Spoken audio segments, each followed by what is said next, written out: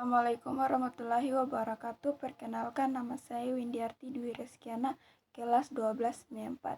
Dan di sini saya akan menceritakan novel dengan judul Hargai Sebuah Persahabatan. Bagi Putri, Lala merupakan sahabat baiknya yang ramai sahabatnya yang pernah Putri kenali dulu. Tetapi tidak sebaik Lala yang menjadi sahabatnya beberapa tahun belakangan ini. Putri terdiam seketika memikirkan perkara yang telah terjadi. Dirinya masih bertanya-tanya, adakah Lala begitu kecewa dengannya karena memarahinya semalam. Disebabkan perkara yang begitu kecil karena tidak sengaja menghilangkan diarinya. Hati kecil Putri bertanya, persahabatan atau diari itukah yang penting? Lala sangat berbudi kepadanya dan banyak menolongnya semasa di sekolah. Dialah yang banyak membantunya jika tidak mengerti apa yang diajarkan oleh guru. Namun sikapnya yang melampau terlalu melukai perasaannya dan menyebabkan persahabatan mereka berdua sedikit renggang. Ibu dan ayahnya bertanya kepadanya tentang Lala yang sudah sekian lama tidak ke rumah. Darah yang mengalir bagaikan berhenti seketika karena persoalan yang diajukan oleh kedua orang tuanya. Putri menjawab persoalan itu dengan nada yang ketar-ketir. Putri terpaksa berbohong kepada ibu dan ayahnya. Pemeriksaan sudah semakin dekat. Jam sudah menunjukkan pukul 12 malam. Namun Putri masih belum dapat tidur. Pikirannya masih teringat memarahi Lala serta memaki dia disebabkan di hari itu. Putri terdiam seketika, keadaan menjadi sepi apabila sudah lewat malam dan matanya sedikit demi sedikit menjadi kabur. Tiba-tiba Putri terdengar teriakan yang tidak begitu kuat dan samar-samar seperti memanggil nama. Rupa-rupanya ibu Putri mengejutkannya supaya bersiap untuk ke sekolah. Badannya terasa begitu berat untuk ke sekolah disebabkan rasa bersalah terhadap Lala dan ingin menghindar bertemu dengannya. Setibanya Putri ke sekolah, Putri memandang ke arah kantin, tetapi tidak kelihatan Lala di situ. Jam sudah menunjukkan pukul 8 pagi, tetapi Lala masih tidak sampai. Terdetik di pikirannya apa yang terjadi terhadap Lala sehingga tidak datang ke sekolah pada hari ini. Masih terbayang dengan peristiwa yang berlaku di antara Putri dan Lala. Putri mencoba bertanya kepada teman sekelas Lala yaitu Aini, yang merupakan teman sekelas Lala yang mengambil berat tentang Lala. Putri sudah mengerti bagaimana jika kehilangan sahabat yang begitu dekat. Perasaan gelisah terhadap Lala semakin menjadi-jadi. Tentang kejadian telah hilang begitu jauh dari pikirannya. Tetapi yang dipikirannya adalah temannya yang baik berjasa kepadanya yaitu Lala. Teringat akan kejadian yang menimpanya di gelagang badminton 2 bulan lalu. Bagaimana Lala coba mendapatkan orang untuk membawa Putri ke rumah sakit karena pingsan akibat kehilangan stamina sehabis berlatih badminton bersama-sama. Tiba-tiba bunyi lonceng memecahkan gelora pikirannya tentang Lala. Jam di tangannya menunjukkan sudah pukul 1 siang. Teman-temannya sudah bergegas untuk pulang ke rumah masing-masing. Sebelum pulang ke rumah, Putri hendak singgah sebentar di rumah Lala. Kalau dia ada di rumah, Putri meminta maaf atas kejadian kemarin. Semasa di perjalanan, Putri memperhatikan keadaan kampung yang tidak diubah seperti sebelumnya, yaitu sebelum Putri dan sekeluarga datang menetap di sini. 4 tahun yang lalu sewaktu Putri berumur 14 tahun, kini umurnya sudah genap 17 tahun. Dan tahun ini Putri menempuhi ujian pemeriksaan yang begitu penting untuk masa depan, yaitu SPM. Tiba-tiba Putri berhenti di rumah Lala. Putri mencoba memberanikan dirinya untuk bertemu dengan Lala. Hatinya berbicara sendirian. Maukah Lala berjumpa dengannya atau dia masih lagi benci dengannya? Putri berjalan dengan perlahan menuju ke depan pintu rumahnya. Badan Putri sedikit gemetar untuk bertemu dengannya. Rumah Lala terlihat sunyi sepi seperti tidak ada orang di rumah. Putri melihat pemandangan di sekeliling rumahnya. Putri mencoba memberi salam. Mama Lala pun keluar. Putri datang meminta maaf kepada Lala tentang kejadian kemarin.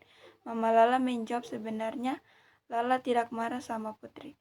Hatinya lega mendapat Lala tidak mengambil hati kejadian kemarin. tetapi leganya hanya sementara saja. Putri mencoba bertanya kepada Mama Lala, "Lala sakit apa?"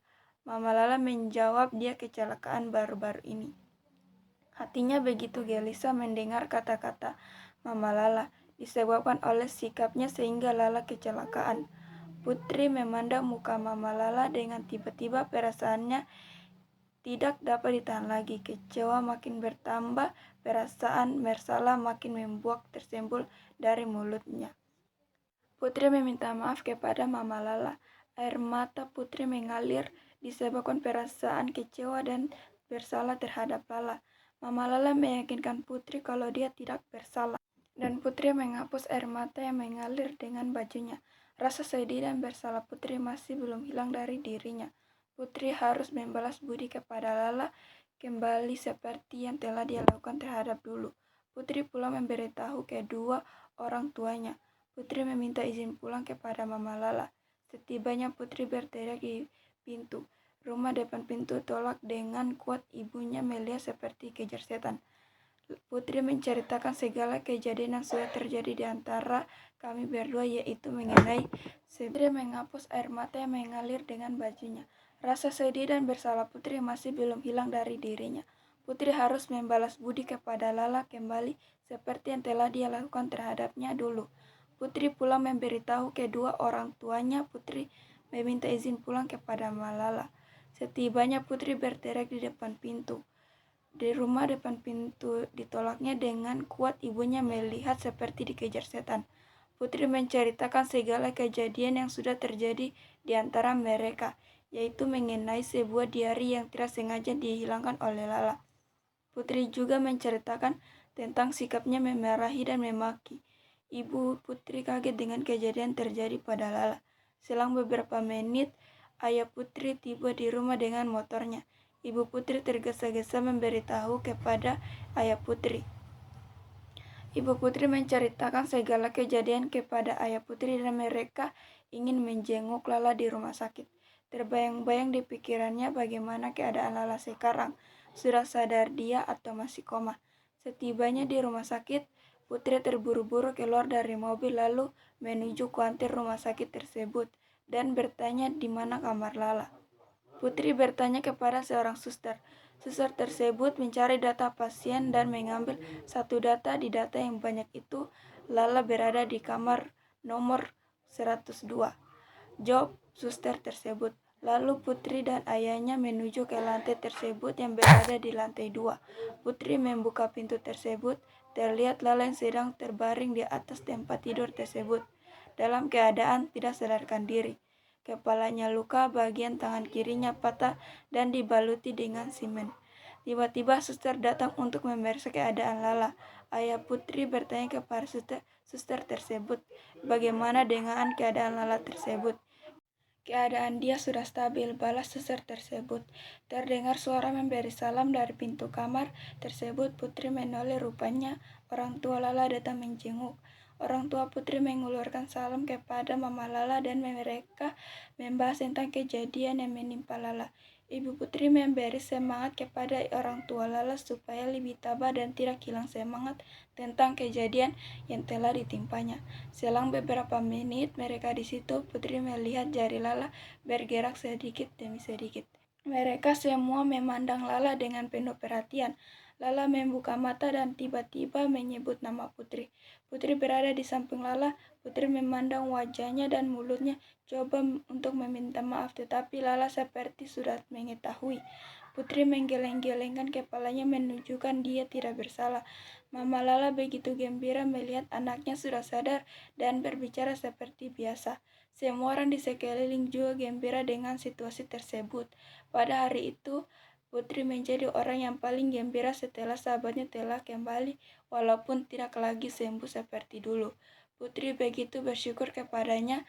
Putri berjanji kepada Lala tidak akan memarahinya lagi, karena baginya persahabatan lebih berharga daripada percintaan. Sesuatu barang yang boleh diperolehi dengan mudah dan persahabatan itulah yang membuatnya rasa bahagia.